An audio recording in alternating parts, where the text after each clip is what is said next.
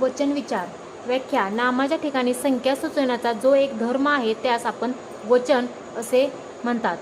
एकवचन आणि अनेकवचन. एकवचन. नामाच्या रूपानुसार जेव्हा एक वस्तूचा बोध होतो तेव्हा ते एकवचन असते. उदाहरणार्थ ससा, नदी, घर. अनेकवचन.